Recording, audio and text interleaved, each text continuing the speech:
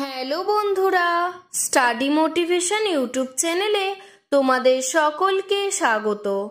আজকের আলোচনার বিষয় হলো বাংলা অনুচ্ছেদ রচনা শরৎকাল। বর্ষাকালের পরেই আসে শরৎকাল। এই সময় আকাশ থাকে পরিষ্কার।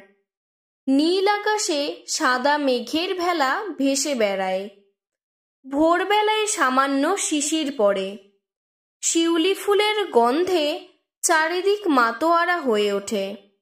নদীর ধারে সাদা কাশফুল হাওয়ায় মাথা দোলায়। পদ্ম শালুক ফুলে জলাশয় ভরে ওঠে। সবুজ ধানে মাঠ ভরে যায়।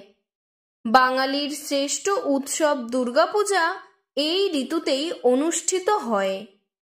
এছাড়াও লক্ষ্মী পূজা, কালী পূজা, দীপাবলি, ভাইফোঁটা সব উৎসব এই ঋতুতেই পালন করা হয়।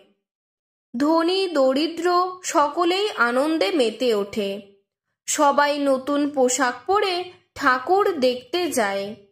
সর্দি, কাশি, জ্বর প্রভৃতি রোগের প্রকোপ এই সময় বেড়ে যায়।